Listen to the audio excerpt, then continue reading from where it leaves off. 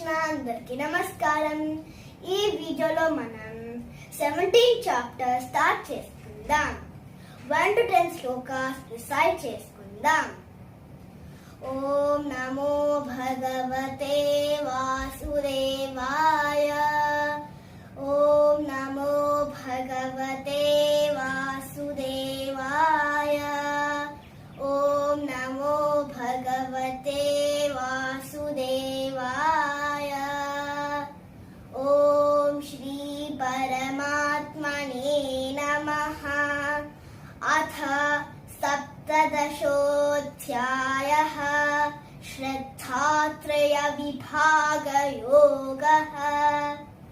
అర్జున ఉవాచ ఏ శాస్త్రవిధిముత్సృజ్య యజంతే శ్రద్ధయాన్వితాః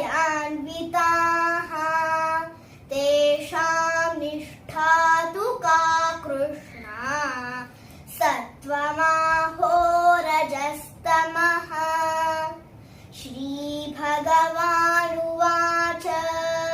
త్రివిధా భవతి శ్రద్ధా దేహినాం సా స్వభావజా సాత్వికీ రాజసీ చైవ తామసీ చేతి తాం శృణు.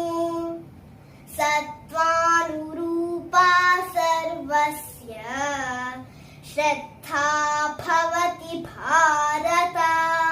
శ్రద్ధామయోऽయం పురుషः యో యశ్రద్ధः స ఏవ సః. యజంతే సాత్వికా దేవాన్ యక్షరక్షాంసి రాజసాః ప్రేతాన్ భూతగణాంశ్చాన్యే యజంతే తామసా జనాః.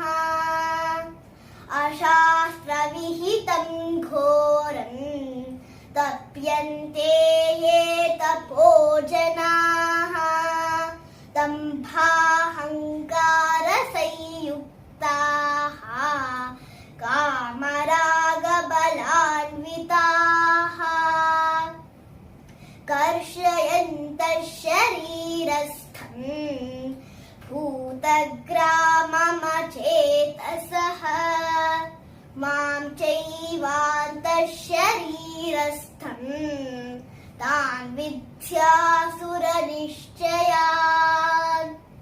ఆహారస్త్వపి సర్వస్య త్రివిధో భవతి ప్రియః యజ్ఞస్తపస్తథా దానం తేషాం భేదమిమం శృణు.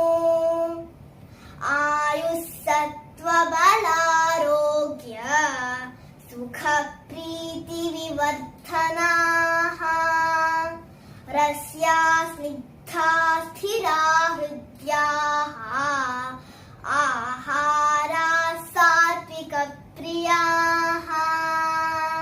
కట్వాం లలవణాత్యుష్ణా తీక్ష్ణరూక్షవిదాహినః ఆహారా రాజసస్యేష్టాః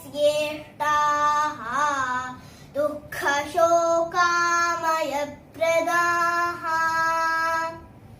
యాతయామం గతరసం పూతిపర్యుషితం చ యత్ ఉచ్ఛిష్టమపి చామేధ్యం భోజనం తామసప్రియం. ఛానల్ ని సబ్స్క్రైబ్ చేయండి, వీడియోస్ ని లైక్ చేసి ఫ్రెండ్స్ అండ్ ఫ్యామిలీకి షేర్ చేయండి. హరే కృష్ణ.